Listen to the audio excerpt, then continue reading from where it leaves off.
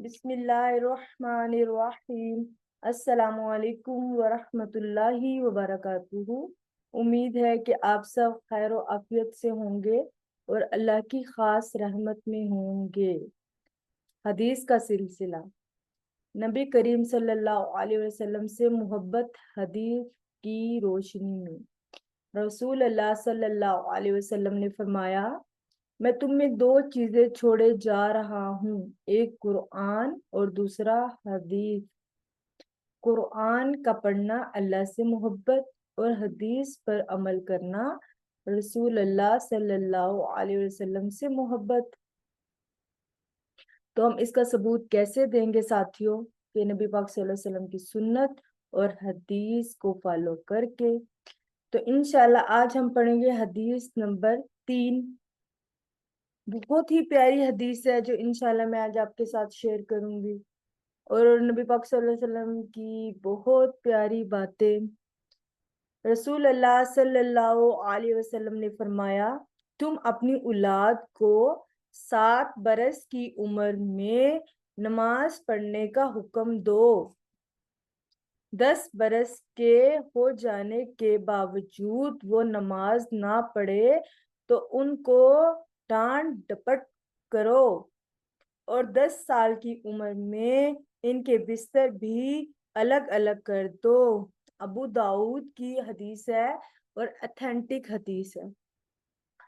देखें साथियों, कितनी प्यारी बातें हैं नबी पाक सल्लल्लाहु अलैहि वसल्लम की और कितनी हमारी रहनुमाई है। अगर ये हदीस और सुन्नत ना होती तो हमें कैसे पता चलता कि कौन सा काम कैसे करना है?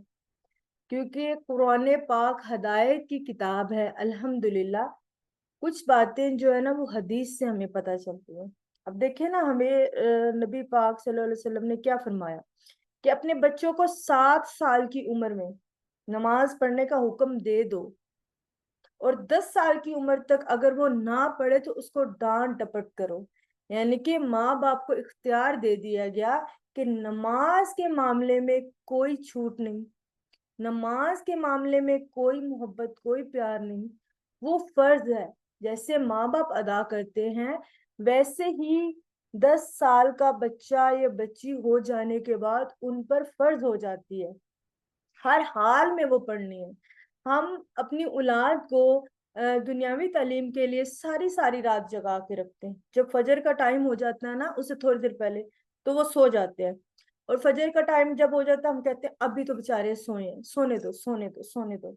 तो हम उनको दुनिया की तालीम दे रहे हैं, दुनिया का खजाना दे रहे हैं। हम उनको वो तो खजाना नहीं दे रहे जो कामयाबी है, जो हमारे लिए सबसे बड़ा खजाना है, जन्नत की पूंजी है। हम वो उनसे छीन रहे हैं और हम दुनिया की रौनकें बहारें उनके हाथ में दे रहे हैं। मतलब हम उनको नमाज पढ़ने का हुक्म नहीं देते। हम नमाज का टाइम हो रहा है, हमने उनको कहना ही नहीं है कि नमाज पढ़ो। हाँ, ट्यूशन जाने का टाइम है तो डांट डपट कर रहे हैं कि ट्यूशन जाओ। सुबह स्कूल उठने का टाइम है, मतलब हम ऐसे पेरेंट्स हैं कि स्कूल जाने के लिए बच्चों को उठाते हैं, वो रो रहे होते हैं जारो कतार, जो कुछ भी कर रहे होते हैं, स्कूल जाना है। लेकिन हमने कभी इतनी सख्ती नमाज के लिए की है उन पर? हमने कभी उनको उठाया और वो रो रहे हैं कि चलो नमाज पढ़ो, और हमने उनको ये कहा है कि सोना नहीं है, दोबारा नमाज ही पढ़नी है हर हाल में? कभी नहीं कहा, कभी भी नहीं कहा। तो हम क्या अपनी औलाद से मोहब्बत करते हैं या फिर हम उनके लिए खसारा बना रहे हैं? हमें चाहिए कि हम उनकी रहनुमाई करें, हम उनको बार बार नमाज की तालीम दें, हम उनको बार बार अजान होने के बाद याद दहानी करवाएं। क्योंकि इस पर सिर्फ उसकी पकड़ नहीं है, उस पर माँ बाप की भी पकड़ है। क्यामत वाले दिन माँ बाप से भी सवाल होगा कि क्या आपने अपने बच्चे को बार बार कहा, कि आपने अपने बच्चे पर सख्ती की? स्कूल जाने के लिए तो उठाते थे, ट्यूशन जाने के लिए तो सख्ती करते थे, और दुनियावी तालीम के लिए तो सख्ती करते थे। तो क्या उनको कभी ये भी कहा कि अल्लाह के सामने झुको, तुम्हारे हर मसले का हल मिलेगा? अल्लाह के सामने सजदा करो, अल्लाह से मुलाकात करो, अल्लाह से रहनुमाई लो, अल्लाह से अपनी बातें मनवाओ, अल्लाह से हर मसले का हल नमाज में ढूंढो। तो मेरे प्यारे साथियों, अगर आप अपने बच्चों से बच्चियों से मोहब्बत करते हैं تو ان کو نماز کی طرف لائیں، نماز سکھائیں۔ اور نمبر 2، اس میں آپ نے ایک اور بات دیکھی کہ 10 سال کی عمر میں ان کے بستر بھی الگ کر دو۔ یہ حکم صرف لڑکی اور لڑکے کے بارے میں نہیں ہے، یہ لڑکے بھی، اور 2 بیٹیاں بھی اکٹھی 10 سال کی عمر میں نہ سوئیں، 2 بیٹے بھی اکٹھے نہ سوئیں۔ ہم صرف یہ نہیں ہے کہ بہن بھائی نہ سوئیں، 2 بھائی بھی اکٹھے مت سوئیں، 2 بہنیں بھی اکٹھے مت سوئیں، ان کے بستر علیحدہ کر دے۔ اور آج کل کا جو وقت جا رہا ہے یوٹیوب کا اور ٹک ٹاک کا، اس میں آپ سمجھتے ہیں کہ آپ ایک بہن بھائی کو اکٹھے سونے دیں گے؟ اور 2 بھائیوں کو اکٹھے سونا چاہیے؟ تو اس لیے اپنی اولاد کی رہنمائی کریں، اپنی اولاد کو بچائیں، کیونکہ یہ آپ کا بہت بڑی دولت ہے اور یہ آپ کا بہت بڑا خزانہ ہے۔ آپ کی جو آپ ساری عمر لگا دیتے ہو نا اپنے بچوں کی پرورش کرنے میں، تو آپ نے اپنی زندگی اپنا وقت دے کے جو کمائی کی، اگر وہ بہترین نہیں ہوگی تو کیا فائدہ آپ کی قربانیاں دینے کا؟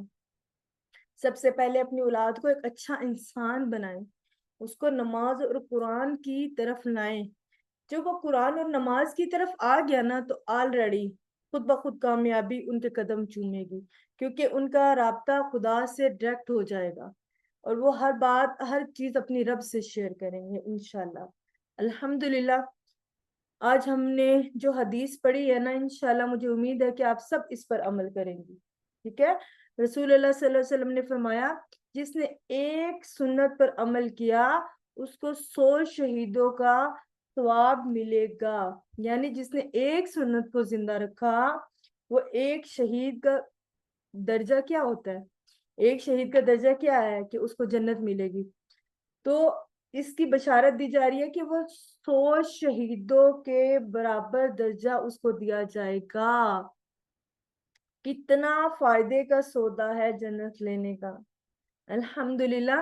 اور اس میں ہمارا خود کا کتنا فائدہ ہوا کہ ہمیں پتا چلا کہ بچے کی نماز کس عمر میں اس پہ فرض ہو جاتی ہے، اس کے لیے ماں باپ کو کتنی سختی کرنی چاہیے، ان کے بستر بھی الگ کر دینے چاہیے، کتنی ہماری رہنمائی ہوئی۔